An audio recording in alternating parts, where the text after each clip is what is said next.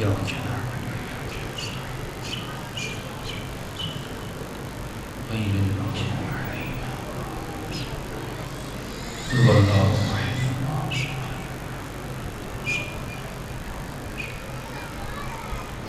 ربنا تقبل منا إنك أنت السميع العليم. آواز بلند صلوات پڑھی محمد.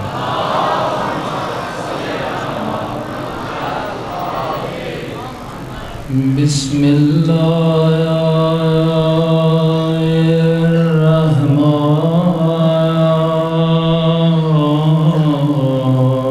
الرحيم.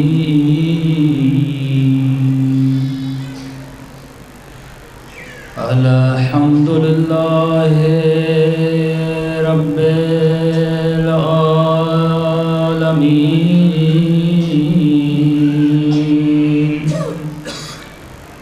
الحمد لله كما هو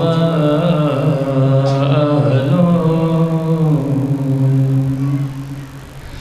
الصلاة والسلام على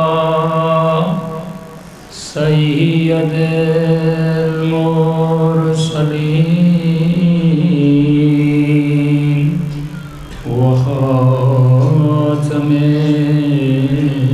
النبيين أبي القاسم محمد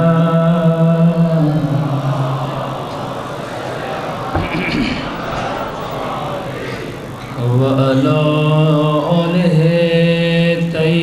الطيبين الطاهرين معصومين. سب مل کے اپنے مولا کے ضرور کی دعا. الہی عظم البلاء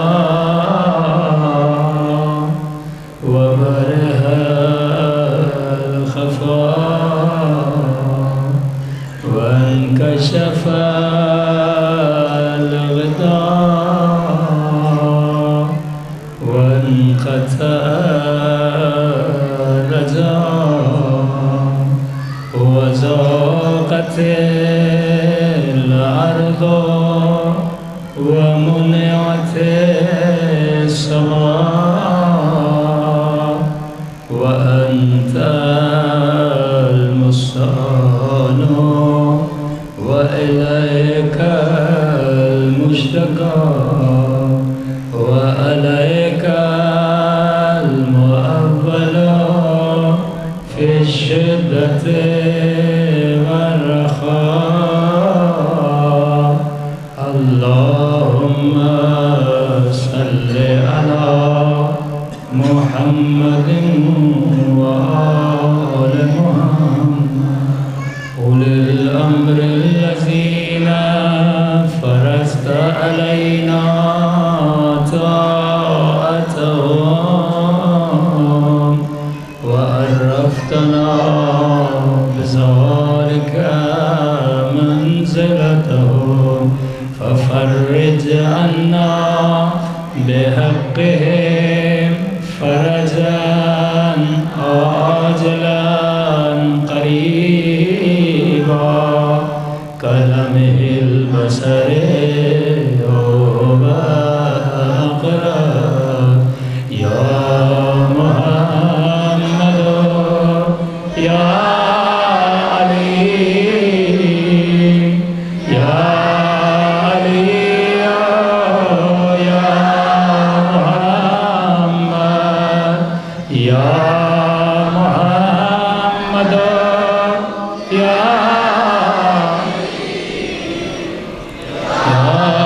علي يا محمد اكفياني فإنكما كافيا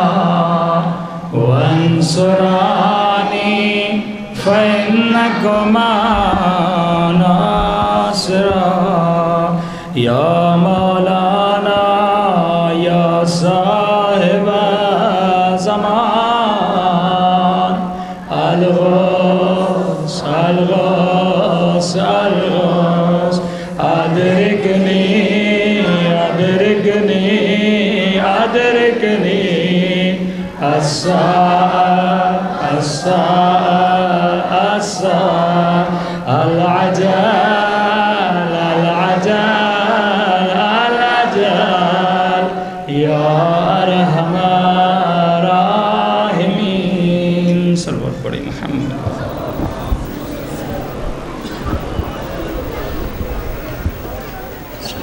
بار دیگر صلوات پڑھیں محمد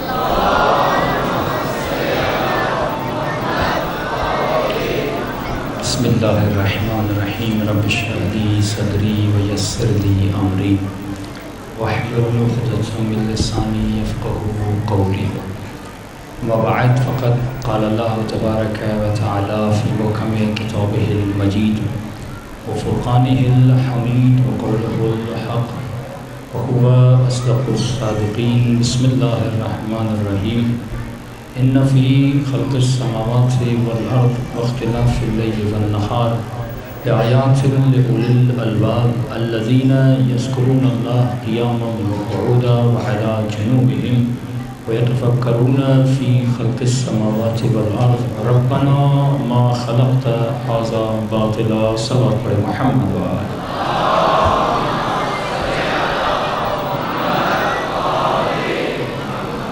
پروردگار عالم آپ کی عزاداریوں کو اپنی بارگاہ عالی میں قبول فرما دے اور جس مقصد سے اس فرش رضا پر موجود ہیں ان مقاصد میں بھی ہم سب کو کامیابی اور کامرانی عطا کرے۔ روزانہ آپ کی خدمت میں عرض کر رہے ہیں کہ خدا نے انسان کے لیے کائنات کو خلق کیا، کیونکہ آخری مجالس ہیں تھوڑا سا خلاصہ کر کے بھی آپ کی خدمت میں بیان کروں گا۔ خدا نے کائنات کو انسان کے لیے خلق کیا۔ جو سائنس فزکس کے اسٹوڈنٹ ہیں وہ بہتر جانتے ہیں کہ کائنات ایک نظم کے مطابق بنی۔ جس سیارے میں ہم رہتے ہیں یہ سیارہ نظام شمسی کے نظاموں میں سے ایک نظام میں ایک چھوٹی سی زمین ہے کہ اگر اپنے مدار سے ہٹ جائے تو زمین یا سردی میں ختم ہو جائے یا گرمی میں ختم ہو جائے، لیکن بڑی ترتیب سے زمین گھوم رہی ہے، ستارے سورج کے ارد گرد گھوم رہے ہیں، سردی بھی ہوتی ہے گرمی بھی ہوتی ہے، ہر چیز ذرے ذرے میں خدا نے ہدایت رکھ دی ہے، چاہے وہ سیب ہو۔ علماء فرماتے ہیں جو لوگ اسراف کرتے ہیں، ایک ٹماٹر جو آپ اپنے سالن میں ڈالتے ہیں، اور بعض اوقات انسان اگر اسراف کر دے، فرماتے ہیں ایک ٹماٹر کے لیے 40 ٹن پانی کی ضرورت پڑتی ہے، پھر جا کر یہ ایک پودا ایک سیب بنتا ہے۔ ہم صرف ظاہری چیزوں کو کھا لیتے ہیں۔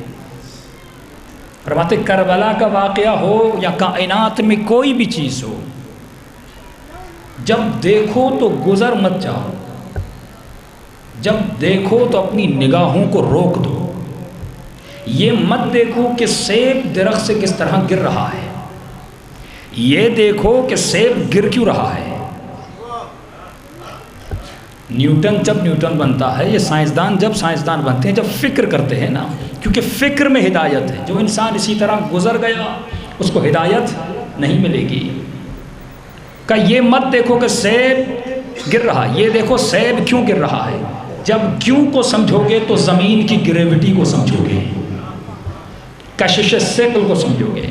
یہ مت کہو کہ ٹینکی سے پانی کیوں بہ رہا ہے، یہ نیچے کی طرف کیوں آ رہا ہے۔ یہ دیکھو کہ زمین میں گریوٹی ہے، ہر چیز کو زمین اپنی طرف کھینچتی ہوئی جاتی ہے۔ مولا فرماتے تمہارا وجود اسی طرح نہیں بنا۔ کسی نے کہا مولا ہم پیدا ہوتے ہوئے عاقل کیوں نہیں پیدا ہوئے، عقل مند کیوں نہیں پیدا ہوئے؟ امام فرماتے ہیں اگر پیدا ہوتے ہوئے ہی خدا تجھے عقل دیتا تو تو انتہائی ذلت اور خاری کے احساس میں ہوتا۔ عقل نہ دے کر تجھے عزت دی، کہ مولا وہ کس طرح؟ کہ جب بچہ پیدا ہوتا ہے تو کھانے کا بھی محتاج ہوتا ہے، پینے کا بھی محتاج ہوتا ہے، اور بیت الخلاء میں جانے کا بھی محتاج ہوتا ہے۔ بچے کو یہ نہیں پتا ہوتا کہ میں اپنے کپڑے خراب کر رہا ہوں، خود کو نجس کر رہا ہوں۔ اتنے کام کرنے کے باوجود کیونکہ عقل نہیں تو اس میں کوئی افسوس نہیں۔ اگر بوڑھے انسان سے یا آپ سے کوئی خرابی ہو جائے، کپڑے گندے ہو جائیں، تو کتنی شرمندگی ہوتی ہے، لیکن بچہ دن میں 10 مرتبہ کپڑے خراب کر دے کوئی افسوس نہیں، ہنس رہا ہوتا ہے۔ مولا فرماتے خدا نے عقل نہ دے کر نعمت دی، کیونکہ سب کا محتاج بنایا، یہ احساس نہ ہو کہ میں محتاجی کے عالم میں ہوں۔ اللہ نے عقل نہ دے کر اسے نعمت دی، نہ کھا سکتا ہے نہ پی سکتا ہے۔ ہر چیز میں خدا نے انسان کے عدل کو رکھا کہ تمہارے منہ کا پانی میٹھا ہے، آنکھ کا پانی نمکین ہے۔ اگر منہ کا پانی میٹھا نمکین ہوتا تو نہیں کھا سکتا، اگر آنکھ کا پانی شیرین ہوتا تیری آنکھیں خشک ہو جاتی۔ اللہ نے بال تیرے چہرے پہ دیے، تیری زبان پہ نہیں دیے۔ اگر بال تیری زبان پر ہوتے تو کسی چیز کو کھا نہیں سکتا تھا۔ مولا فرماتے ہیں حیوانوں کو اللہ نے جو اسٹمک دیا، جو حیوان گھاس کھاتے ہیں ان کا اسٹمک صرف گھاس کو ہضم کرتا ہے۔ جن حیوانوں کو اللہ نے گوشت کھانے کے لیے کہا ان کا اسٹمک صرف گوشت کو ہضم کرنے کی طاقت رکھتا ہے، لیکن گھاس کو ہضم کرنے کی طاقت نہیں رکھتا۔ لیکن اے انسان، تجھے ہر طرح کا اسٹمک دیا، چھوٹا رودا بڑا رودا، تو گھاس کو بھی ہضم کر سکتا ہے، گوشت کو بھی ہضم کر سکتا ہے۔ جو نظام اللہ نے تجھے دیا، کسی ڈاکٹر سے پوچھی وہ آپ کو بہتر سمجھا سکتا ہے۔ جو نظام خدا نے تجھے دیا، اگر اسی نظام کو سوچے گا تو تو یقین پہ پہنچے گا کسی منظم کا ہونا ضروری ہے۔ اس کو 2 چیزیں ہونی ضروری ہے، یا علم ہو یا قدرت ہو۔ اس نظام کو بنانے کے لیے یا کسی عالم کا ہونا ضروری ہے یا کسی قادر کا ہونا ضروری ہے، یہ دونوں چیزیں ضروری ہیں۔ مولا فرماتے جب اس چیز کی تلاش میں نکلے گا، ان فی خلق السماوات والارض واختلاف اللیل والنہار لآیات لأولی الالباب، زمین و آسمان کے خلق ہونے میں، رات و دن کے بدلنے میں اللہ نے نشانیاں رکھی صاحبان عقل کے لیے، جمود کے لیے نہیں، جو سوچتے ہیں ان کے لیے، جو نہیں سوچتے ان کے لیے نہیں کہ کائنات میں سوچو۔ سوچنے کے بعد دوسری منزل، مولا فرماتے اب جب منزل فکر آتی ہے اب یہ منزل ذکر پہ پہنچتے ہیں۔ اب کہتے ہیں جس نے اتنی بڑی کائنات کو خلق کیا مجھے اس کا ذکر بھی کرنا چاہیے۔ اور ذکر کس طرح کرتے؟ امام نے فرمایا صرف اس طرح نہیں کہ سال میں ایک مرتبہ جمعے کی، سال میں ایک مرتبہ عید کی نماز پڑھیں۔ دیکھیے مختلف مسلمان ہیں، کچھ وہ جو صرف سال میں ایک مرتبہ نماز پڑھتے ہیں، کچھ وہ جو ہفتے میں ایک مرتبہ نماز پڑھتے ہیں، کچھ وہ جو صرف 5 وقت کی نماز پڑھتے ہیں، اور کچھ وہ جو علی کی طرح نماز شب بھی پڑھتے ہیں۔ کہا یہ کس طرح خدا کا ذکر کرتے ہیں؟ دن رات وعلی جنوبہم، سوتے ہوئے پہلو بدلتے ہوئے ہمیشہ اللہ کا اور اہل بیت کا ذکر کرتے رہتے ہیں۔ جب ذکر کیا اب آتے ہیں ربانیت کی منزل پر، اب کہتے ہیں ربنا ما خلقت ھذا باطلا۔ مولا فرماتے کائنات کو سوچنے کے بعد انسان ربوبیت کی منزل تک پہنچتا ہے۔ کل میں نے کہا خدا نے آپ کو 3 چیزیں عطا کی ہیں۔ کربلا 3 چیزوں کا نام ہے، ایک ہے معرفت، دوسرا ہے عقیدہ، تیسرا ہے عمل۔ اور فکر ان 3 چیزوں کو ملتی ہے، معرفت، عقیدہ، عمل۔ خدا نے انسان کے جسم کو بھی 3 حصوں میں بدلا۔ پہلی منزل عقل، دماغ، دوسری منزل قلب، تیسری منزل اعضاء و جوارح۔ معرفت کا تعلق عقل سے، عقیدے کا تعلق قلب سے، عمل کا تعلق اعضاء و جوارح سے۔ جب تک یہ تینوں آپ کے وجود میں جمع نہیں ہوتی تب تک ایمان نہیں آتا۔ کربلا میں امام حسین ان 3 چیزوں کو جمع کیا، اللہ کی معرفت بھی دلوائی، عقیدہ مضبوط رکھا، اور اپنی گردن کٹوا کے اپنے عمل سے ثابت کیا کہ اسلام پہ اس طرح عمل کیا جاتا ہے، دین پہ اس طرح عمل کیا جاتا ہے۔ عزیز جب تک دین کو گہرائی سے نہیں سوچیں گے، کربلا کو گہرائی سے نہیں سمجھیں گے، تب تک کربلا سمجھ میں نہیں آتی۔ دوسری مثال دیتا ہوں، ہر مظروف کو ایک ظرف کی ضرورت ہوتی ہے، ہر مظروف کو ایک ظرف کی ضرورت ہوتی ہے۔ آپ کا جسم ظرف ہے، آپ کی روح مظروف ہے۔ جسم کو ظرف کی ضرورت ہے. اگر آپ پانی پینا چاہتے ہیں تو پانی کو پینے کے لیے کسی ظرف کی ضرورت ہے. یا ہاتھ میں لیں یا پیالے میں لیں یا گلاس میں لیں. گلاس ظرف ہے یعنی برتن ہے. جو چیز ڈالی جاتی ہے وہ کیا ہے؟ مظروف ہے. روح کو ہمیشہ کسی نہ کسی ظرف کی ضرورت ہے. اللہ یعلم، خدا جانتا ہے کہ اپنی رسالت کو کہاں قرار دے. رسالت مظروف ہے، رسول ظرف ہے.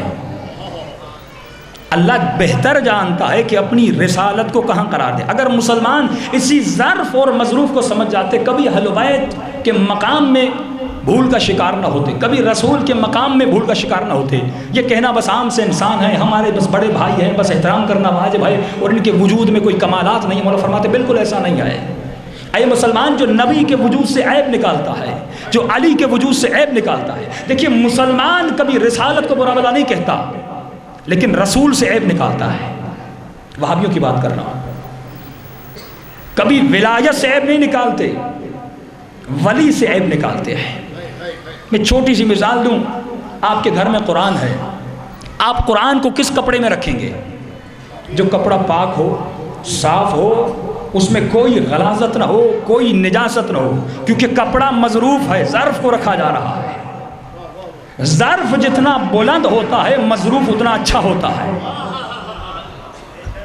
ظرف جتنا بلند ہوتا ہے مظروف اتنا اچھا ہوتا ہے. خاک شفا کو کوئی نجس جگہ پہ نہیں رکھے گا، قرآن کو کوئی گندے کپڑے میں نہیں رکھے گا، نہج البلاغہ کو کوئی گندی جگہ پہ نہیں رکھے گا. فرماتے ہیں علم کو کوئی کسی گندی جگہ پہ نہیں لگائے گا، مسجد کو کوئی کسی نالے کے اوپر نہیں بنائے گا. ایک ایسی جگہ پہ بنائے گا جو جگہ پاک ہو، کیونکہ مظروف پاک ہے تو ظرف بھی پاک ہونا چاہیے. محمد بلند کر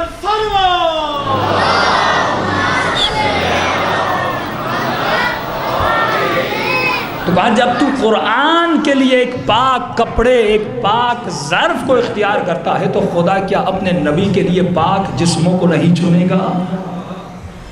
ایسے جسموں کو نہیں چنے گا جن میں وہ کمالات ہوں کہ رسالت کو برداشت کر سکے، جن میں کمالات ہوں کہ ولایت کو برداشت کر سکے. دیکھیے دو چیزیں ہیں، ایک ہے روح، ایک ہے جسم. ظرف اور مظروف. روح غائب ہے، جسم ظاہر ہے. روح نظر نہیں آتی، جسم نظر آتا ہے. یعنی خدا نے کائنات میں اگر روح نہ ہوتی، اگر یہ غائب نہ ہوتا تو ظاہر کسی کام کا نہیں تھا.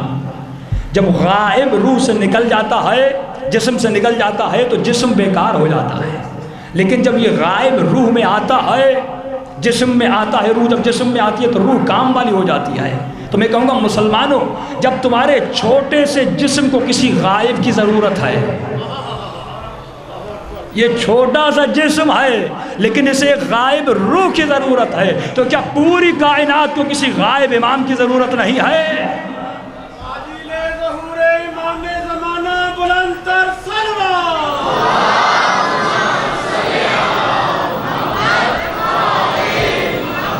وعجل فرجم. صلوات جب بھی پڑھیں تو آخر میں وعجل فرجم، بابا سے بلند صلوات پڑھیں. محمد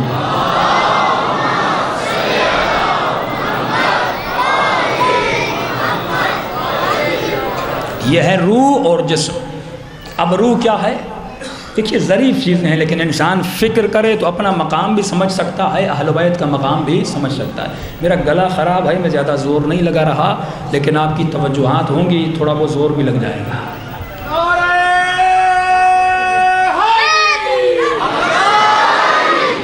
ہمیشہ یہ نکتہ پڑھا کرتا ہوں کہ داد دینا عبادت بھی ہے اور گناہ بھی ہے.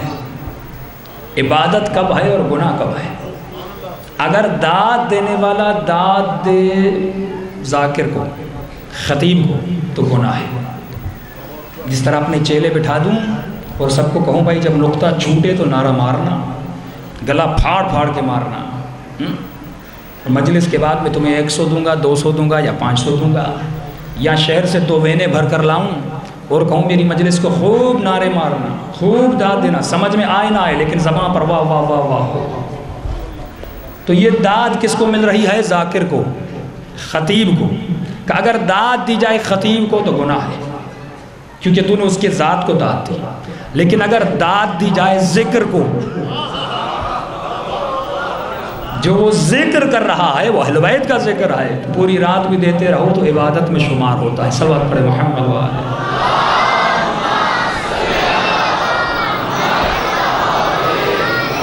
وَأَجِّلْ فَرْجَهُمْ. کہا یہ روح کیا ہے جو غائب ہے، جسم کیا ہے جو ظاہر ہے. اللہ نے ایک کو غائب رکھا، ایک کو ظاہر رکھا. روح کی طاقت کیا ہے؟ قرآن نے کہا قُلِ الرُّوحُ مِنْ أَمْرِ رَبِّي. روح امر پروردگار عالم ہے. اچھا خدا یہ امر کیا ہے؟ کہ آپ سو گئے خواب کے عالم میں، کبھی مکے میں گئے، کبھی مدینے میں گئے، کبھی کربلا گئے، کبھی یہاں سے ملتان ہو، کبھی بہن کے گھر ہو، کبھی کوئی بھائی ہزاروں میل دور ہے لیکن روح وہاں پر گھوم رہی ہے. روح کیا ہے؟ امر ہے. طاقت اتنی ہے کہ ودن سیکنڈز خواب کے عالم میں کبھی کہاں کبھی کہاں کبھی کہاں.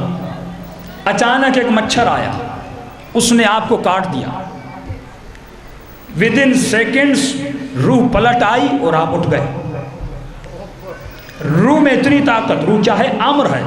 اس امر میں اتنی طاقت ہے کہ مچھر نے کاٹا، ہزاروں میل طے کر کے واپس آ گئے. ارے جب امر میں اتنی طاقت ہے تو اولل امر میں کتنی طاقت ہوگی؟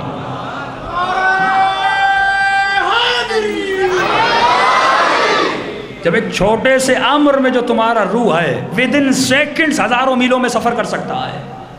مولا فرماتے پھر اولل امر میں کتنی طاقت ہوگی. پھر یہ شک مت کرنا کہ علی خیبر میں کیسے پہنچے، پھر یہ شک مت کرنا کہ مولا طی الارض کیسے کریں گے، پھر یہ شک مت کرنا کہ مولا اپنے چاہنے والوں کی ودن سیکنڈز میں آ کے کس طرح مدد کرتے ہیں. فرمایا یہ قرآن فاصلوں کو طے کرتا ہے، یہ مردوں کو زندہ کرتا ہے. تو امر ہے، تجھ میں اتنی طاقت ہے، وہ اولل امر ہے. اس کے وجود میں کتنی طاقت ہوگی یہ تو تصور نہیں کر سکتا. قرآن کی آیت ہے کل من علیہا فان ویبقى وجہ ربک ذو الجلال والاکرام. ہر چیز فنا ہو جائے گی. تم دنیا میں آئے اسی لیے ہو تاکہ فنا ہو جاؤ. دیکھیے فنا کمال کا نام ہے، فنا نابودی کا نام نہیں ہے. انسان جب فنا ہوتا ہے، اگر کوئی آپ کو اپنے شہر میں بلڈنگ بنانی ہے، جب تک فنا نہیں کرو گے تب تک بنا نہیں ہوگی. فنا کے بعد ہی بنا ہوتی ہے. کسی گھر کو خراب کرنے کے بعد ہی بلڈنگ بنائی جاتی ہے.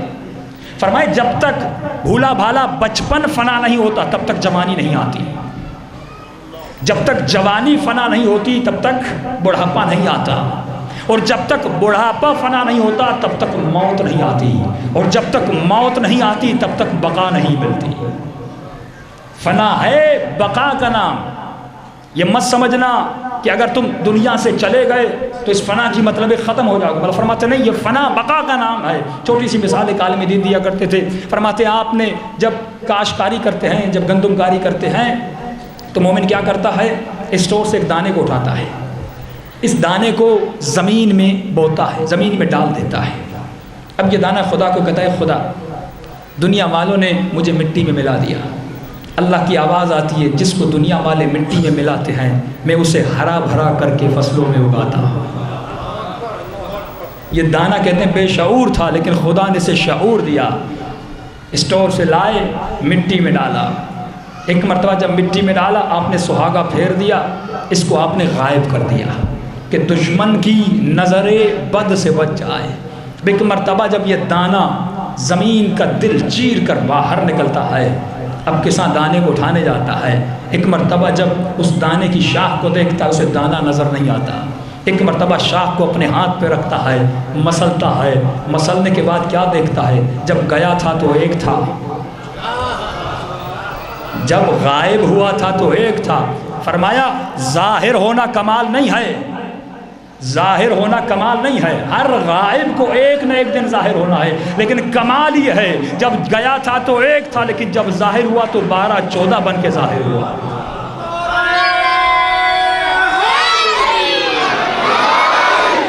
یہ اس دانے کا کمال ہے. اور فرمایا جب امام زمانہ غائب ہوئے تھے تو ایک تھے لیکن جب رجعت کر کے واپس ہوں گے تو 12 اور 14 بن کے واپس آئیں گے. ایک مرتبہ ہرا بھرا سنہری دانہ آپ نے اٹھایا اور دانے کو آپ نے جہاں سے اٹھایا تھا وہیں پر جا کر واپس رکھ دیا اپنے اسٹور میں. اب آپ نے کیا کیا؟ زمینوں کے جو کام جانتے ہیں، آپ نے تھریشر مارا، تھریشر سے کیا ہوا؟ دانہ الگ ہو گیا، بھوسا الگ ہو گیا، دانہ اپنی جگہ پر آپ نے بھیج دیا۔ اور جب آپ زمینوں میں جائیں گے تو آپ نے کیا دیکھا؟ آپ نے بھوسے کی بڑی بڑی قبریں بنا دی۔ ایک عالم دین کہتے تھے، جب میں گزرتا تھا اور ان قبروں کو دیکھتا تھا بچپنے میں سمجھتا تھا کوئی بڑے بڑے لمبے لمبے لوگ دفن ہیں، تو میں لوگوں سے پوچھتا تھا بھائی یہ کن کی قبریں ہیں جو اتنے بڑے بڑے ہیں؟ کہا یہ قبریں نہیں، یہ گندم کا بھوسا ہے۔ تو میں نے کہا دانہ کہاں گیا؟ کہ جہاں سے آیا تھا وہیں لوٹ کر چلا گیا، بھوسا یہی رہ گیا۔ قرآن نے کہا انا للہ و انا الیہ راجعون، خدا نے کہا میں نے روح کے دانے کو تیرے بدن کی زمین میں بو دیا، ایک دن آئے گا اس دانے کو نکال کر وہیں بھیجوں گا جہاں سے آیا تھا، لیکن اس بھوسے کو زمین کے اندر دفن کر دوں گا۔ دماغ زمین کے اندر، آنکھ زمین کے اندر، زبان زمین کے اندر، ہاتھ زمین کے اندر، پورا جسم زمین کے اندر چلا جاتا ہے، لیکن روح جہاں سے آئی تھی وہیں پر پلٹ کر چلی جاتی ہے۔ یہ فلسفہ حیات ہے، یہ فلسفہ زندگی ہے کہ جہاں سے آئے ہو وہیں پر پلٹ کر چلے جاؤ گے۔ اب دیکھیے دو چیزیں ہیں، ایک روح ہے، ایک جسم ہے۔ اگر آپ بیمار پڑ گئے تو آپ کس کے پاس جاتے ہیں؟ ڈاکٹر کے پاس جاتے ہیں کہ ڈاکٹر میرا علاج کرے۔ اگر آنکھ خراب ہو گئی ڈاکٹر کے پاس گئے، اگر کان خراب ہو گئے ڈاکٹر کے پاس چلے گئے۔ بھائی ڈاکٹر کے پاس کیوں جاتے ہیں؟ تاکہ یہ ہمارے جسموں کا علاج کرے۔ ایک اور چھوٹی سی مثال دے کے سمجھاؤں، یہ سائنس کا بھی اصول ہے کہ ہر جز جو ہے اپنے کل کی طرف پلٹ کر جاتا ہے، ہر جز اپنے کل کی طرف پلٹ کر جاتا ہے۔ روح وہاں پر پلٹ گئی جہاں سے آئی تھی۔ اور ہمارے اوپر ایک اعتراض ہوتا ہے، بھائی شیعوں کو جب دیکھو تو علی علی کرتے ہیں، جب دیکھو مولا علی کا نعرہ مارتے ہیں۔ شیعوں کی کوئی ایسی مجلس نہیں جہاں پر اہل بیت کا ذکر نہ ہوتا ہو، شیعوں کی کوئی ایسی مجلس نہیں جہاں پر علی کی ولایت کا ذکر نہ ہوتا ہو۔ یہ شیعہ اتنا علی علی کیوں کرتے ہیں؟ ہم کہتے ہیں یہ قانون سائنس ہے کہ ہر جز اپنے کل کی طرف پلٹ جاتا ہے۔ نبی خدا نے کہا کہ علی ہے کل ایمان، ہم ہیں جز جز، جب علی کا نام آتا ہے تو جز کل کی طرف پلٹ کر چلا جاتا ہے۔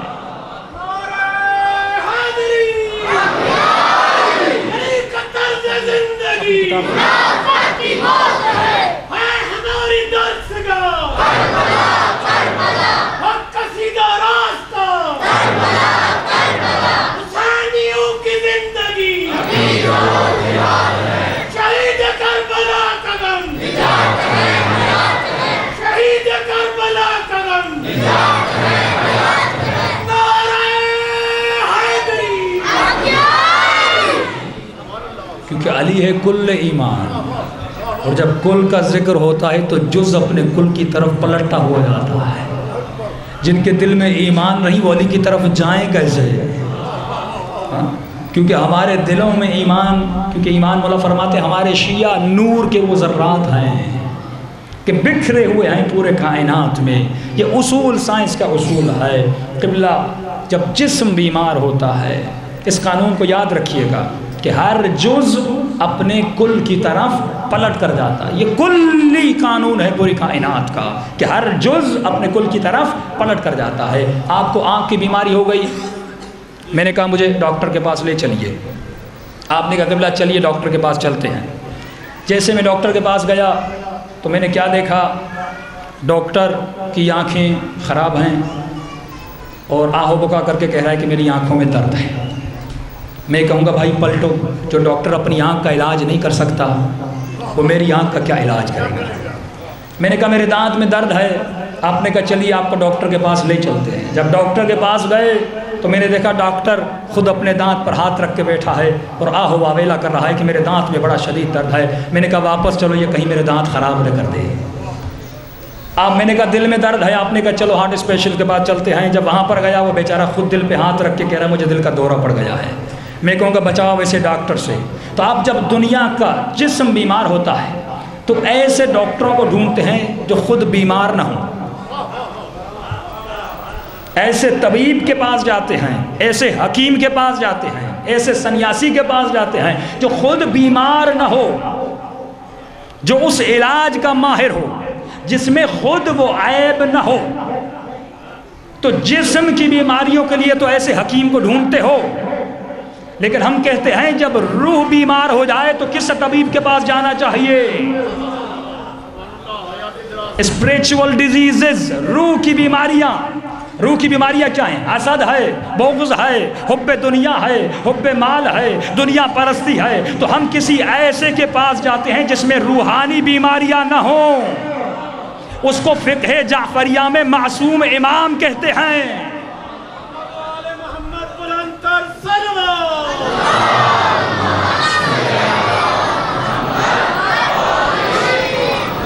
اگر جسم کی بیماریوں کے لیے کسی ایسے کو ڈھونڈ رہے ہو تو کیا روح کی بیماری کے لیے کسی کو نہیں ہونا چاہیے کہ جس کے دل میں حسد نہ ہو؟ اگر کفر کو ختم کرنا ہے تو کسی ایسے کو ڈھونڈو جو کبھی کافر نہ ہوا ہو۔ اگر اپنے ڈر کو ختم کرنا ہے تو کسی ایسے کو ڈھونڈو جو کسی میدان جنگ میں نہ بھاگا ہو۔ اگر دیکھنا ہے کوئی موت سے ڈرا نہیں تو کسی ایسے کو ڈھونڈو جو شب ہجرت بستر نبی پہ اس طرح سویا ہو جس طرح انسان پھولوں پہ سوتا ہے۔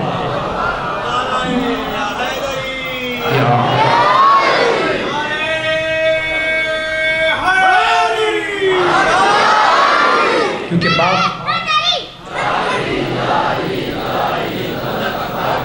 بات آئی ہے تو یہ نقطہ بھی بیان کرتا ہوا چلوں۔ حضرت اسماعیل کو ذبیح اللہ کہا جاتا ہے۔ کیا کہا جاتا ہے؟ ذبیح اللہ، لیکن ذبح نہیں ہوئے۔ لقب کیا ہے؟ ذبیح اللہ۔ کہا کہ ذبح کرنے کی شرائط ہیں۔ ابراہیم نے ساری شرائط پوری کی تھی۔ ذبح کرنے کی شرط کیا ہے؟ کہ چھری ہو، سر کو زمین پہ لٹایا جائے اور تیز دھار چھری سے سر کو کاٹا جائے۔ ابراہیم نے چھری اٹھائی، بیٹے کو لٹایا، چھری چلائی اور بیٹے کو گردن کو کاٹنا چاہا۔ خدا نے اس چھری کے نیچے کسی بکرے کو بھیج دیا، کاٹا نہیں، لیکن خدا نے اسے حبیب اللہ کہا، خلیل اللہ کہا اور اسماعیل کو ذبیح اللہ کہا۔ میں کہتا ہوں اگر علی شب 19 مولا کے سر پہ ضربت نہ بھی لگتی میں پھر بھی علی کو شہید کہتا ہوں۔ اگر مولا شہید نہ بھی ہوتے ہم علی کو شہید کہتے۔ ابراہیم کٹا نہیں، ذبیح اللہ بن گیا۔ علی ہزاروں تلواروں کے سائے میں شب ہجرت نبی کے بستر پر سوئے تھے، تو کون ذبیح اللہ بنا؟ علی بھی ذبیح اللہ بنے، جناب اسماعیل بھی ذبیح اللہ بنے۔ فرماتے ابراہیم کا کمال یہ تھا، ان کی نبوت کا کمال یہ تھا، ان کی عصمت کا کمال یہ تھا کہ انہوں نے اپنے بیٹے کو شب ہجرت، انہوں نے اپنے بیٹے کو خنجر کے سائے میں لایا تھا۔ ہم کہتے ہیں جو اپنے بیٹے کو ایک مرتبہ خنجر کے سائے پر لایا اس پر تو ایمان ہے، لیکن جو ابو طالب بار بار اپنے بیٹے کو تلواروں کے سائے میں سلاتا رہا اس کے بارے میں کیا کہتے ہو؟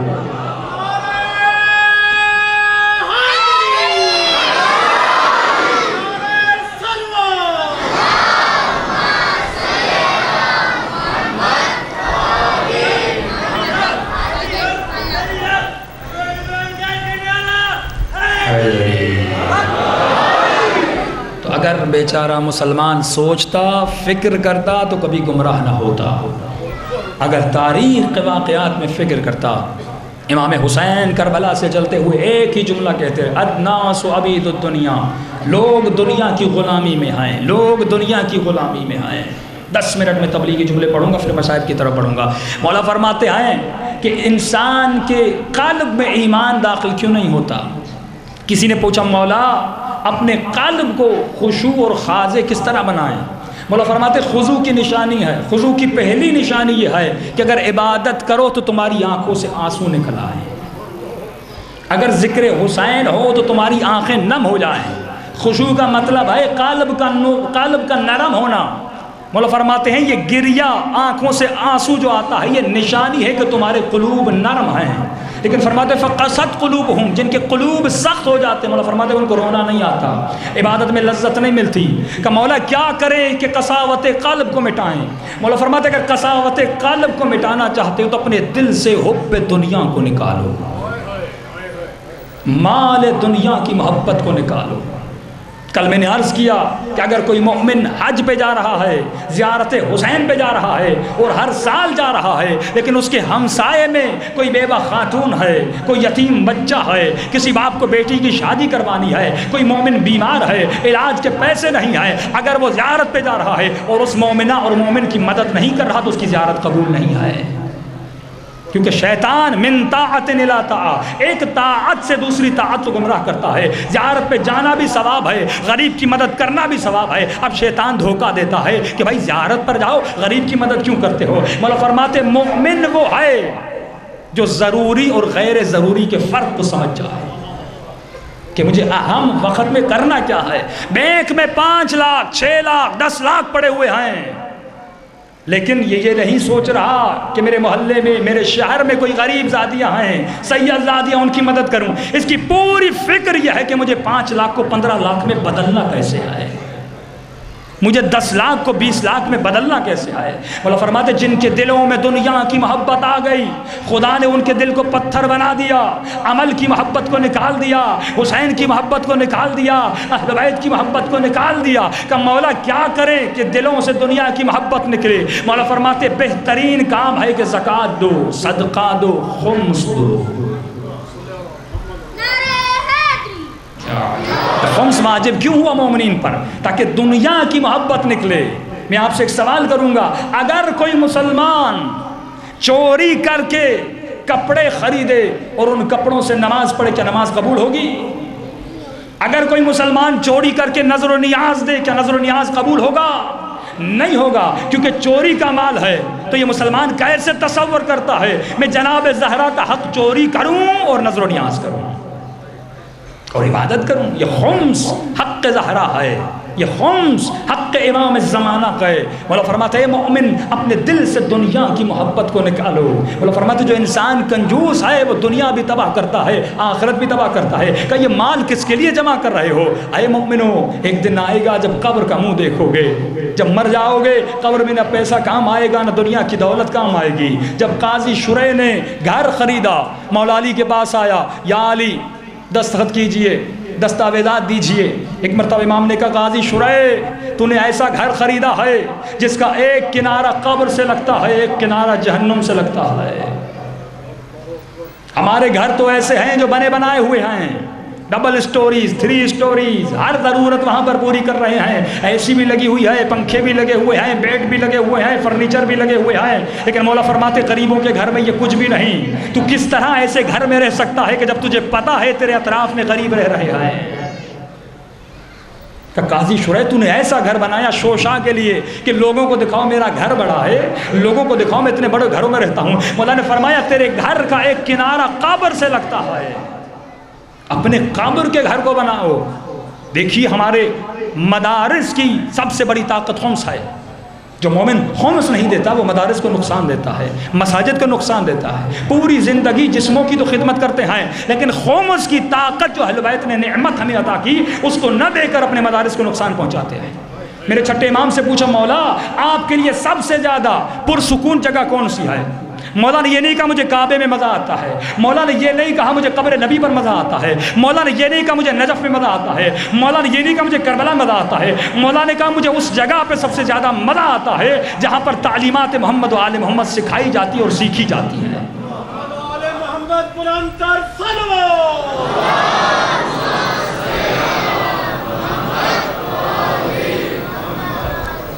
ایران کے شیعوں کے پاس انقلاب کیوں آیا؟ لبنان کے شیعہ کیوں کامیاب ہیں؟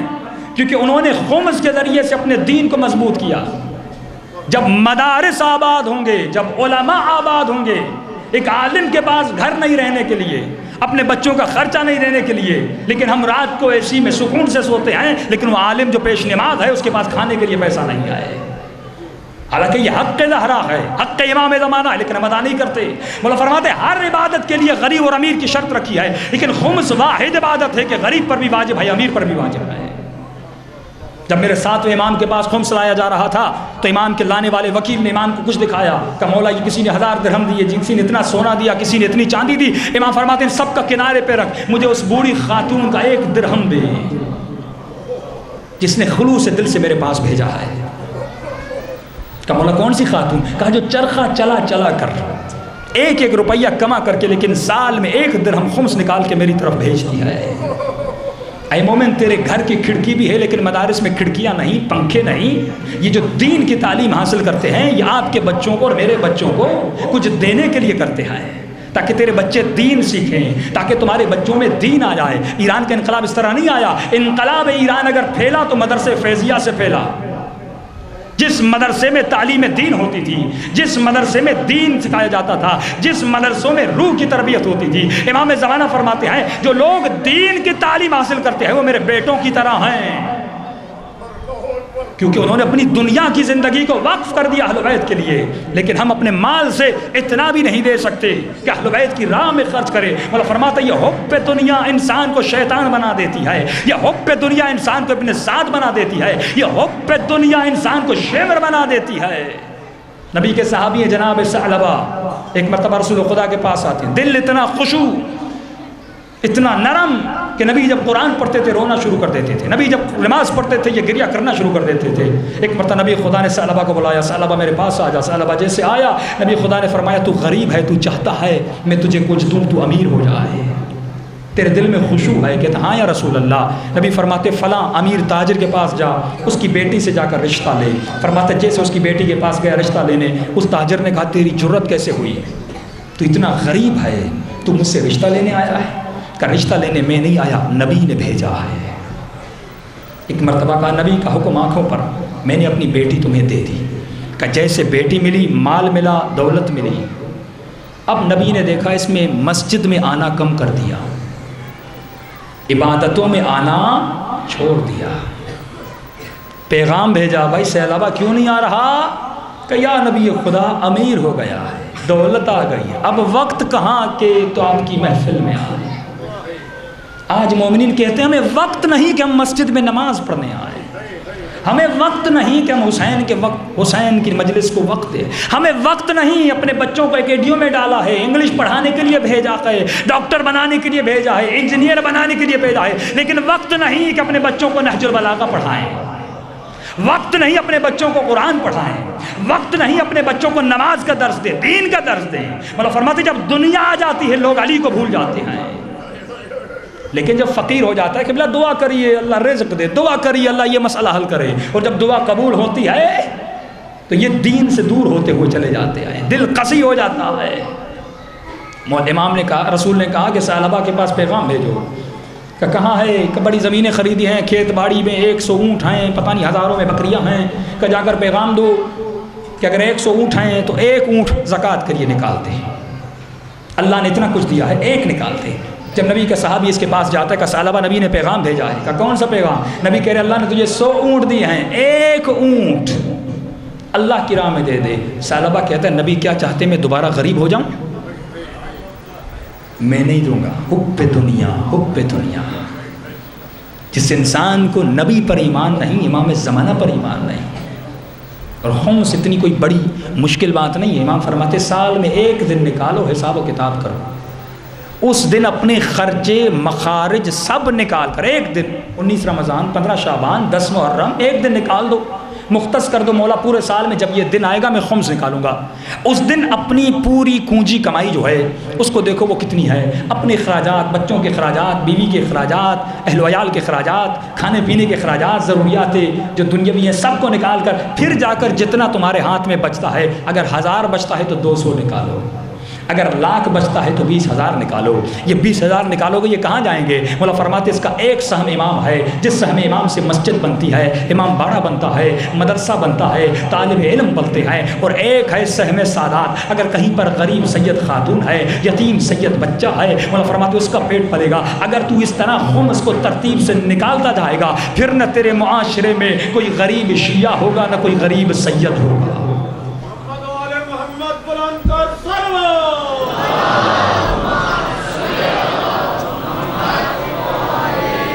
یہ دنیا کی محبت، یہ دنیا کا عشق، یہ مال دنیا کی محبت انسان کو دشمن اہل بیت بنا دیتی ہے۔ عزیزو، مولا فرماتے جو انسان یہ نہیں سوچ رہا کہ مال آ کہاں سے رہا ہے، بس تجوریاں بھر رہا ہے، اکاؤنٹس بھر رہا ہے، بھائی کہاں لے جاؤ گے؟ سب کچھ چھوڑ کر یہاں چلے جاؤ گے۔ آباد وہ ہوا، مولا فرماتے 3 لوگ آباد ہوتے ہیں۔ ایک وہ جو دنیا میں اپنے اہل و عیال کی تربیت کرتا ہے، اپنے بچوں کی تربیت کرتا ہے۔ ایک وہ جو دنیا میں کوئی مسجد بنا کر جاتا ہے، کوئی امام بارگاہ، کوئی مدرسہ بنا کر جاتا ہے۔ ایک وہ جو دنیا میں کوئی کتاب چھپوا کر جاتا ہے کہ لوگوں کو کچھ دے کر جائے کہ تاکہ اس کے لیے یہ وہ مقام بنے، قبر میں اور آخرت میں فائدہ ہو۔ یہی قاضی شریح، اس کے پاس جب یزید نے پیغام بھیجا کہ فتویٰ لکھو حسین واجب القتل ہے، فرماتے فتویٰ قلمدان اس کے سامنے تھا جس میں سیاہی تھی، ابھی حسین شہید نہیں ہوئے، اس نے قلمدان کو اٹھا کے اپنے سر پہ مارا، کہا میں زہرا کے لال کے لیے لکھوں کہ واجب القتل؟ حسین کے شہید ہونے سے پہلے ماتم کیا، واپس چلے گئے۔ یزید نے پھر پیغام بھیجا، سونے اور درہم کی تھیلیاں بھر کے آئے، کہ قاضی شریح اگر تو نہیں لکھے گا ہم کسی اور قاضی سے لکھوا دیں گے، حسین کو تو شہید ہونا ہی ہے، لیکن اگر تو لکھے گا تجھے سونے کی تھیلیاں ملیں گی، یہ مال دنیا ملے گا۔ پوری رات سوچتا رہا، رے حسین تو ویسے ہی شہید ہو جائیں گے، اگر کچھ لینا ہے تو مال دنیا کو لے لو۔ حب دنیا کی محبت میں اس نے لکھا حسین واجب القتل ہے۔ مولا اس مال کی محبت سے اپنے آپ کے دل سے نکالنا چاہتے ہیں۔ خدا بہت سارے لوگ ہیں جو یہاں پر کام کر رہے ہیں، جیسے آپ کے لغاری صاحب ہیں، وہ بہت اچھا کام کر رہے ہیں، مساجد بنوا رہے ہیں، مدارس ہیں آپ کے ڈیجی خان میں، علماء یہاں پر کام کر رہے ہیں۔ کم از کم تعاون کریے، مدارس میں، مساجد میں، ہر وہ ادارہ جو نیک کام کر رہا ہے اس میں اپنا شیئر ڈالیے، ہر وہ ادارہ جو دین کا کام کر رہا ہے اس میں اپنا حصہ ڈالیے۔ مولا فرماتے ہیں حصہ ڈالنے سے پہلا فائدہ یہ ہوگا تمہارے دل سے مال دنیا کی محبت نکلے گی، اور دوسرا فائدہ یہ ہوگا جب تو مر جائے گا اس مسجد میں، اس مدرسے میں جو بچہ آ کر پڑھے گا یا کوئی بچہ آ کر دین سیکھے گا تو یہ سمجھ لو تمہاری آخرت آباد ہو جائے گی۔ کہ من قتل نفسا بغیر نفس او فساد فی الارض فکأنما قتل الناس جميعا، جس نے ایک انسان کو ہدایت دی، امام فرماتے سمجھ جا تو نے پوری کائنات کو ہدایت دی تھی۔ ہم ہر سال کی طرح کوشش ہوتی ہے کہ کچھ نہ کچھ آپ کو دے کر جائیں۔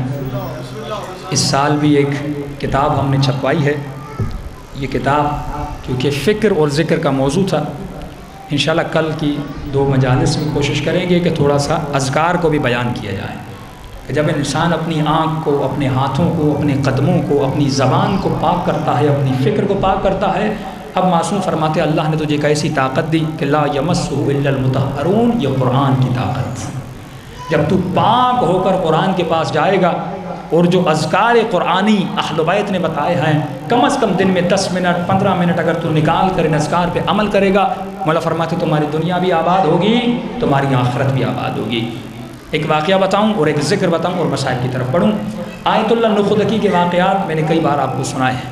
فرماتے ایران کے انقلاب کے آنے سے پہلے امام خمینی رحمۃ اللہ علیہ آیت اللہ نخدکی کے پاس گئے اور انہوں نے کہا قبلہ میں نے سنا ہے آپ کے پاس علم کیمیا ہے، علم کیمیا، قرآن کی آیتوں سے ایسے اذکار آپ کے پاس ہیں کہ اگر آپ کسی لوہے پر علم کیمیا کا اثر دکھائیں تو وہ لوہا سونے میں بدل جائے۔ یہ کرامت کہتے ہیں، وہ بڑے کرامت والے تھے۔ آغا نخدکی نے امام خمینی کو جملہ کہا کہ آپ یہ علم کیوں لینا چاہتے ہیں مجھ سے؟ کہ میں اس لیے لینا چاہتا ہوں کیونکہ مجھے انقلاب اسلامی لانا ہے، اور انقلاب اسی طرح نہیں آتا، اقتصادی قوت ہونی چاہیے۔ رسول نے جب اسلام لایا تو جناب ختیجہ کی دولت اور پیسہ کام آیا، میں چاہتا ہوں آپ ایسا علم دیں کہ ہم انقلاب کے لیے اس پیسے کو خرچ کریں اور اس کے ذریعے سے انقلاب آئے۔ آغا نخدکی نے ایک سوال کیا کہ خمینی میں تمہیں یہ علم تو دے دوں لیکن مجھے یہ بتا اس علم کے دینے کے بعد کیا تم گارنٹی دیتے ہو کہ کوئی اس علم کا غلط استعمال نہ کرے؟ ظاہر ہے آپ اپنے شاگردوں کو بتاؤ گے یہ علم پھیل جائے گا، جب پھیل جائے گا کوئی غلط استعمال نہ کرے۔ امام خمینی نے کہا میں گارنٹی نہیں دیتا، اگر دنیا پرست ہوتے کہہ دیتے ہاں، لیکن دل میں دنیا کی محبت نہیں تھی، اسلام کے لیے چاہ رہے تھے، کہنے لگے میں گارنٹی نہیں دیتا۔ پھر آغا نخدکی کہتے ہیں میں بھی آپ کو نہیں بتا سکتا لیکن آپ کو ایک ایسا نسخہ دینا چاہتا ہوں جس پر عمل کرنے سے آپ کی دنیا بھی آباد ہوگی اور آخرت بھی آباد ہو جائے گی۔ جو اس کیمیا سے، سونے بنانے سے، یہ تو دنیا کی محبتیں ہیں، اس سے بھی بہتر ہے۔ فرمایا وہ کون سا نسخہ ہے؟ اور امام خمینی اپنی کتاب میں لکھتے ہیں، میں جب تک زندہ تھا اس نسخے پہ عمل کرتا تھا، اور اسی نسخے کے صدقے میں اللہ نے مجھے انقلاب اسلامی بھی دلوایا اور ولایت فقیہ کا مرتبہ بھی دلوایا۔ فرمایا وہ کون سا تھا؟ آیت اللہ نخدگی فرماتے ہیں، گھر میں پریشانی ہے، بیمار ہو، بے اولاد ہو، ہمیشہ اس نسخے پہ عمل کیا کرو۔ فرمایا جب بھی واجب نماز ختم ہو، اس نماز کے ختم ہونے کے بعد 3 مرتبہ صلوات پڑھو۔ 3 مرتبہ صلوات کے پڑھنے کے بعد 3 مرتبہ کہو استغفر اللہ ربی و اتوب الیہ، یعنی پہلے مدح اہل بیت کرو، اس کے بعد توبہ کرو استغفر اللہ کہہ کے، پھر 3 مرتبہ سورہ توحید پڑھو، پھر اللہ کی وحدانیت کا اقرار کرو۔ جب 3 مرتبہ سورہ توحید پڑھ لی، پھر 1 مرتبہ آیت الکرسی پڑھو۔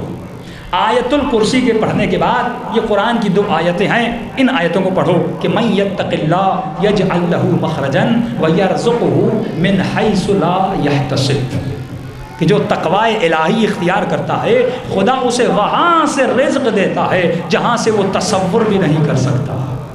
3 مرتبہ ان آیتوں کو پڑھو، اس کے بعد جناب زہرا کی تسبیح کو پڑھو، پھر سجدے میں جا کر 3 مرتبہ شکر کرو۔ فرمایا ہر نماز کے بعد تداوم کے ساتھ اگر یہ عمل کرو گے تو تمہاری دنیا بھی آباد ہوگی اور آخرت بھی آباد ہوگی۔ صلوات پڑھیں محمد و آل محمد۔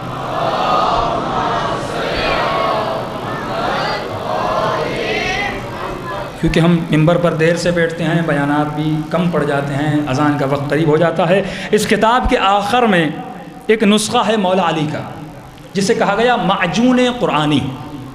یہ کتاب بحر الغرائب کے چیدہ نسخات ہیں، جس میں اسماء الہی اور ختوم سور، کم از کم اپنی زندگی میں قرآن کی سورتوں کا ایک ختمہ نکالا کریں، پھر آپ دیکھیں گے خدا آپ کو کیسی کرامتیں دیتا ہے۔ اللہ کے اسماء کے ختمے نکالے کریں، وہ مختلف تعداد ہوتی ہے اہل بیت کے انوار مطہرہ کے ساتھ، وہ تعداد انہوں نے بتائی، اگر اس پہ عمل کریں گے۔ یہ معجون قرآنی ہے، اس میں قرآن کی مقدس آیات کو مولا علی نے جمع کیا اور اپنے شیعوں کو دیا۔ اور مولا علی فرماتے ہیں ہر نماز کے بعد جس بھی مصیبت سے نجات چاہتے ہو، اگر کہ مومن جیل میں ہے، اگر گھر میں پریشانی ہے، اگر قرض دار ہو، اگر بیمار ہو، جس بھی مصیبت سے چھٹکارا چاہتے ہو، ہر نماز کے بعد قرآن کی ان آیتوں کو پڑھا کرو۔ اور مولا علی فرماتے ہیں ان آیتوں میں اسم اعظم چھپا ہوا ہے۔ اسم اعظم کے ذریعے سے مولا فرماتے ہیں ہم مردوں کو زندہ کرتے تھے، اسم اعظم کے ذریعے سے مولا فرماتے ہیں ہم مریضوں کو شفا دیتے تھے، اور اس معجون قرآنی میں اسم اعظم رکھا۔ انشاءاللہ جن لوگوں کو یہ کتاب چاہیے وہ مجلس کے بعد میں منتظمین کو کہوں گا ایک اسٹال مردوں کی طرف، ایک اسٹال خواتین کی طرف لگا دیں تاکہ سب کو یہ کتاب مل سکے۔ صلوات پڑھیں محمد و آل محمد۔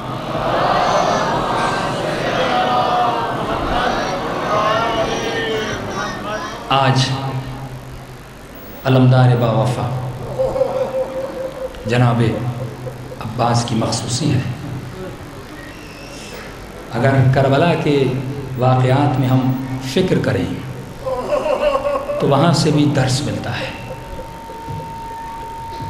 فرماتے جب عباس علمدار ایک مرتبہ لشکر کی طرف دوڑنے لگے تو 4000 تیر سوار ہاتھوں میں تیر لیتے ہیں اور جناب عباس کی طرف وار کرتے ہیں، لیکن ابن سعد کہتا ہے کہ علی کا بیٹا رکنے والا نہیں تھا۔ ایک فکریہ جملہ دوں گا، اگر آپ سمجھ گئے تو میرے پورے عشرے کی محنت اسی فکریہ جملے میں۔ علی کا بیٹا رکنے والا نہیں تھا، ایک ایسا جذبہ، ایسی طاقت، ایک ایسا ایمان تھا کہ نہ تیروں سے گھبرا رہا تھا نہ کسی مشکل و مشقت سے۔ ایک مرتبہ مولا نے لشکر کو بچھاڑ دیا اور پانی بھرا۔ فرمایا جب عباس واپس آنے لگے، ابن سعد نے ہرملا کو کہا ہرملا وائے ہو تجھ پر، اگر عباس خیموں تک پہنچ گیا تو سمجھ جانا ہم کربلا میں جنگ ہار گئے۔ یہ پانی خیموں تک نہیں پہنچنا چاہیے۔ ہرملا کہتا ہے میں نے کربلا میں مختلف تیر چلائے تھے، ایک تیر علی اصغر کے گلے کو لگا، ایک تیر اکبر کو مارا، ایک تیر میں نے عباس کو مارا تھا۔ کہتا جب ابن سعد نے مجھے کہا کہ عباس کو روکو، یہ اگر خیموں تک پہنچ گیا تو ہم جنگ ہار جائیں گے۔ اور ملا کہتا میں نے سوچا اتنے تیر پھینکنے والے تیر پھینک رہے ہیں لیکن عباس رک نہیں رہا، عجیب جذبہ ہے، عجیب طاقت ہے. ایک بازو کٹ گیا رکا نہیں، دوسرا بازو کٹ گیا رکا نہیں، مشک دانتوں میں جکڑے ہوئے اسی شجاعت کے ساتھ، اسی حوصلے کے ساتھ، اسی جذبے کے ساتھ آگے بڑھ رہا ہے. اگر میں بھی تیر چلاؤں گا فائدہ کیا ہوگا؟ 10 تیر میں بھی چلا دوں لیکن فائدہ نہیں ہوگا. کہتا میں نے سوچا کہ عباس کی طاقت کیا ہے،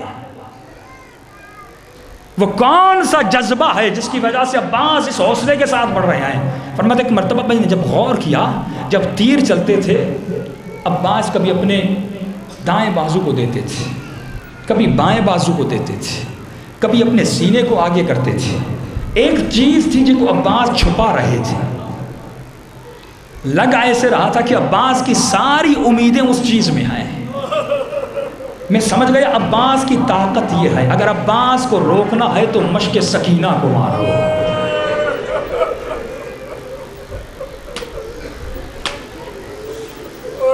اگر عباس کو روکنا ہے تو جو عباس کی طاقت ہے اس پہ تیر برساؤ. کہتا ایک مرتبہ میں نے تیر اٹھایا، میں نے کہیں اور نہیں مارا، سیدھا تیر مشق سکینہ پہ لگا. عباس کی رفتار تھم گئی، عباس رک گئے. علماء فرماتے ہیں دشمن شناس بنو، اپنے اندر سے ہرملاؤں کو پہچانو. دشمن دیکھ رہا تھا بم پھاڑ رہے ہیں شیعہ نہیں رک رہے، گولیاں چلا رہے ہیں شیعہ نہیں رک رہے. اب تک کراچی میں 4 شیعوں کو شہید کیا گیا، شیعہ نہیں رک رہے. کوئٹہ میں خواتین کو بسوں سے اٹھا کر گولیاں مار کر شہید کیا گیا، شیعہ نہیں رک رہے. یہ پہلے کہتے تھے ہم غیرت مند ہیں، عورتوں کو نہیں مارتے، لیکن اپنی بے غیرتی کا ثبوت دیا. شیعہ نہیں رک رہے کہ ان کی طاقت کیا ہے. سب کو پتا چلا ان کی طاقت ولایت ہے، ان کی طاقت علی ولی اللہ ہے. کہ ولایت پہ تیر چلاؤ تو شیعہ رک جائیں گے، ولایت پہ تیر چلاؤ تو شیعہ تھم جائیں گے. یہی انہوں نے کیا، سب سے پہلے آپ کی ولایت پہ حملہ کیا. جناب عباس پیغام دے رہے ہیں کہ میری طاقت مشق سکینہ تھی اور دشمن نے اسی طاقت پہ وار کر دیا. فرماتے جب بشیر مدینے میں پہنچا، ایک مرتبہ مسجد میں جا کر اعلان کیا مسلمانوں قد قتل الحسین، حسین مارے گئے. فرماتے کہ بوڑھی خاتون تھی، ہاتھ میں عصا لے کر، کمزور آنکھیں تھی، بینائی کمزور تھی. ایک چھوٹے بچے کو ساتھ لیا جس کا نام فضل تھا، جو عباس کا بیٹا تھا. کہا بیٹا مجھے مسجد کی طرف لے چل، مجھے نظر کم آتا ہے. جب سے زہرا کا گھر اجڑ گیا میری نظر کمزور ہو گئی، میرے گلے میں طاقت نہیں، میں آستہ پڑھوں گا. کہ جیسے مسجد کے قریب پہنچے جناب ام البنین نے کہا بشیر یہ کس حسین کی بات کر رہے ہو؟ کیا یہ زہرا کا حسین ہے یا کوئی اور حسین ہے؟ بشیر نے کہا میں کسی اور حسین کی بات نہیں کر رہا، میں زہرا کے لال حسین کی بات کر رہا ہوں. قد قتل وحیدا قد قتل عطشانا، ارے بے کفن مارا گیا، پیاسا مارا گیا. فرمایا ایک مرتبہ ام البنین کو جلا لایا کہ بشیر کیسی باتیں کرتا ہے، کیا ممکن ہے عباس ہو اور حسین مارا جائے؟ کہ میں عباس کو دودھ معاف نہیں کروں گی، عباس کے ہوتے ہوئے حسین مارے جائیں. فرمایا بی بی عباس سے ناراض نہ ہونا، ایک آنکھ میں تیر تھا، دونوں بازو قلم ہو چکے تھے. بی بی فرماتی ہے مجھے یقین نہیں آتا عباس پہ کوئی وار کرتا، میرا بہادر شیر بیٹا تھا. کہ بی بی عباس کا قصور نہیں تھا، ایک مرتبہ کسی ظالم نے گرز مارا تھا، آنکھوں میں تیر تھا، بازو کٹے ہوئے تھے. بی بی فرماتی ہے مجھے یہ بتا جب بھی کوئی شہسوار گھوڑے سے گرتا ہے تو بازوؤں کا سہارا لیتا ہے، مجھے یہ بتا میرا بیٹا جب گرا تھا بازو نہیں تھے، کیا چہرے کے بل گرا تھا یا سینے کے بل گرا تھا؟ ایک مرتبہ ام البنین جنت البقیع کی طرف جاتی ہے. یہ بی بی جب روتی تھی ایسے ایسے بیان کرتی تھی کہ نہ ماننے والوں کا وہ جگر پھٹ جاتا تھا. سیدھا زہرا کی قبر پہ جاتی ہے، رو کے کہتی ہے بی بی مجھے معاف کر دینا، اگر عباس کے بازو سلامت ہوتے کبھی زہرا کی چادر نہ لٹتی. اگر عباس کے بازو سلامت ہوتے کبھی سکینہ تماچے نہ کھاتی۔ کبھی بھی میرے عباس کو معاف کر دینا۔ کبھی بھی کیا کرتی تھی؟ 4 قبریں بناتی تھی۔ 4 بیٹے بیوی نے قربان کیے تھے۔ جب قبریں بنا لیتی تھی کہتی تھی میرے لال، میرے بچوں، میں تم پہ نہیں روؤں گی، تمہاری ماں زندہ ہے، میں حسین پہ گریہ کروں گی۔ اور کہتی تھی اے لوگو، میرے عباس کا قد بہت بڑا تھا، میرے عباس جب گھوڑے پر بیٹھتے تھے عباس کے پاؤں زمین پہ لگتے تھے، بڑا قد تھا۔ ایک مولا کے چاہنے والا آیت اللہ کے پاس گیا، نجف میں آغا محسن الحکیم کے پاس، کہ قبلہ عباس کی قبر خراب ہو گئی، عباس کی قبر کو بنانا ہے۔ قبلہ نے کہا کسی مزدور کو لانے کی ضرورت نہیں، میں خود عباس کی قبر کو بناؤں گا۔ فرماتے کہ مرتبہ جب قبر کو بنانے گئے، ایک مرتبہ یہ جو ساتھ تھا اس نے زار و قطع رونا شروع کر دیا کہ قبلہ مجھے ایک بات کا جواب دیجئے۔ ام البنین تو کہتی تھی میرے بیٹے کا قد بہت بڑا ہے، جملہ سنیے گا پوری رات روتے رہیں گے کہ ام البنین کہتی تھی میرے بیٹے کا قد بہت بڑا ہے، جب گھوڑے پہ بیٹھتا تھا پاؤں زمین پہ لگتے تھے، کہ مولا جس کا قد اتنا بڑا ہو قبر چھوٹی کیوں ہے؟ جس کا قد بڑا ہو اس کی قبر چھوٹی کیوں ہے؟ کہ ایک مرتبہ موسیقی لگی زار و قطع رونے لگے کہ بڑا سخت سوال کیا گئے کہ تو نے دیکھا نہیں کربلا کے سب شہیدوں کی قبریں حسین کے ساتھ ہیں، لیکن اے مومن جب تو زیارت پہ جاتے عباس کی قبر نہر فرات پر کیوں ہے؟ کہ جب مولا عباس کے جنازے کو اٹھانا چاہتے تھے پورا جنازہ قطع ربح علی ربح ٹکڑوں ٹکڑوں میں بدل گیا تھا۔ مولا جب جسم کے نیچے ہاتھ دیتے تھے سینے کو اٹھانا چاہتے تھے سینہ اوپر آ جاتا تھا، ٹانگوں کو اٹھانا چاہتے تھے مولا کی کٹی ہوئی ٹانگیں اوپر آ جاتی تھی، کہ وہیں پر گٹھری میں باندھ کر عباس کی قبر کو بنا لیا گیا۔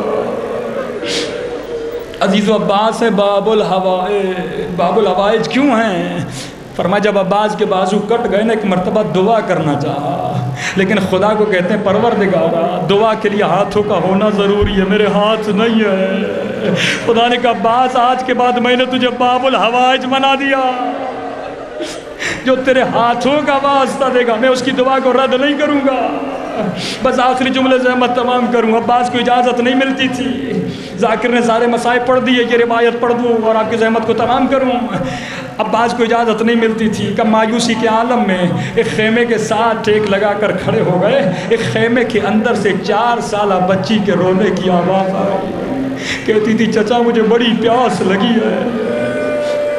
عباس 2 واسطوں کو برداشت نہیں کرتے، ایک سکینہ کا واسطہ تو ایک زینب کی لٹی ہوئی چادر کا واسطہ۔ ایک مرتبہ ننھی بچی کو اٹھایا کہ سکینہ بابا میری بات نہیں مانتے، تو جا کر بابا کو کہہ دے میں وعدہ کرتا ہوں پانی لاؤں گا۔ فرماتے جب عباس واپس نہیں آئے نا سکینہ کہتی تھی چچا واپس آج، آج کے بعد پانی کا سوال نہیں کروں گی، پیاسی رہوں گی، مجھے میرا چچا چاہیے۔ عزیز و اجازت کا ملنا تھا، ایک مرتبہ غازی خیمے میں گئے، امام نے کہا عباس میں تجھے اجازت دینے کے لیے تیار ہوں لیکن پہلے جا کر زینب سے اجازت مانگ لے۔ بی بی زینب 27 سال عباس سے بڑی تھی، کہ جیسے خیمے میں گئے بڑے ادب کے ساتھ کھڑے ہو گئے، بی بی فرماتی عباس مجھے پتا ہے تو کیوں آیا ہے، لیکن عباس ایک بات یاد رکھ جب تو پیدا ہوا تھا سب سے پہلے میری گود میں آیا تھا۔ عباس مجھے تجھ پہ بڑا فخر ہے۔ جب بیویاں رو رو کے کہتی ہیں نا بی بی ہمارے پردے کا کیا ہوگا، میں کہتی ہوں جب تک عباس ہے گھبرانے کی ضرورت نہیں ہے۔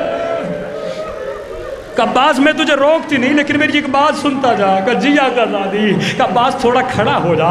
عباس کھڑے ہو گئے، ایک مرتبہ زینب نے دونوں بائیں بھائی کے گلے میں ڈال دی، رو رو کے کہنے لگی عباس بابا علی کی حکومت تھی، کوفہ تھا، میرا قافلہ کوفے کے شہر کے باہر رکا تھا، بابا نے کہا حسن بیٹا قافلے کو روکنے دے، جب بازار بند ہو جائے اس وقت زینب کو لانا۔ عباس بازاریں بند ہو گئیں. ایک مرتبہ میرا بابا خود مجھے لینے کے لیے آ گیا. میں نے کیا دیکھا, میرا بابا میرے اونٹ کو چلاتا تھا, ایک مرتبہ روکتا تھا اور کہتا تھا زینب ذرا اماری کے پردے کو ہٹانا. جیسے میں نے پردہ ہٹایا, بابا کہتے تھے زینب غور سے دیکھو یہ کوفے کا بازار ہے.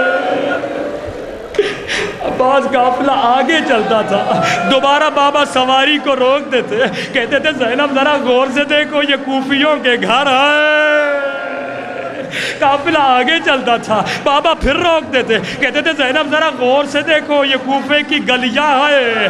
ایک مرتبہ میں نے کہا بابا اگر بازار دکھانے حسن کو دکھائیے, حسین کو دکھائیے.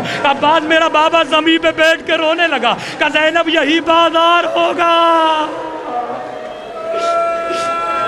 تیرے سر پہ چادر نہیں ہوگی, تیرے ہاتھوں میں رسیاں ہوں گی.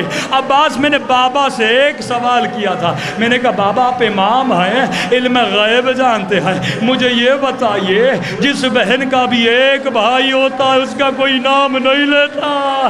بابا اللہ نے مجھے 18 بھائی عطا کیے. سنو گے عباس بابا نے کیا کہا, کہ زینب اس وقت حسن نہ رہیں گے, حسین نہ رہیں گے. اب سنو گے زینب نے کس طرح خدا حافظ کیا. ایک مرتبہ رو رو کے کہا عباس خدا حافظ.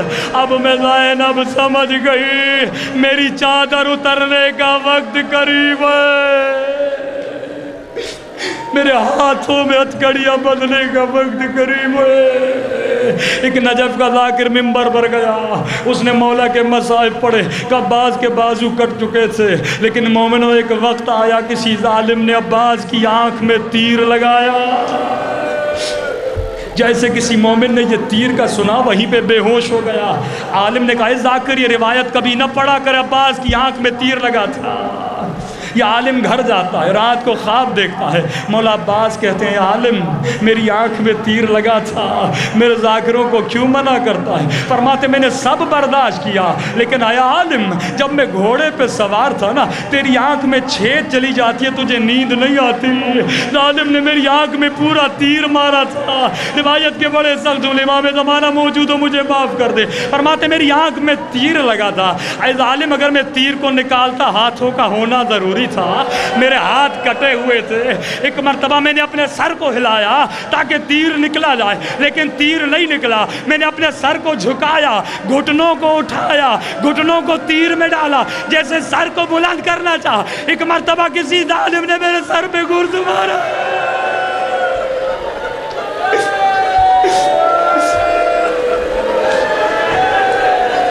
مولا فرماتے میں کربلا کا وہ واحد شہید ہوں, جب گھوڑے سے گرا زمین پہ آیا میرے بازو سلامت نہیں تھے.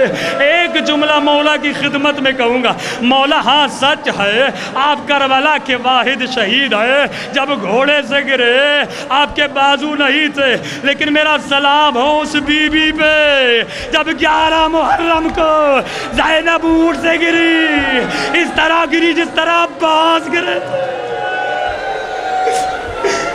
ہو سکتا ہے کوئی بچہ کہ قبلہ آپ نے کیسے کہہ دیا, عباس کے تو بازو نہیں تھے لیکن زینب کے بازو سلامت تھے. میں جواب نہیں دوں گا.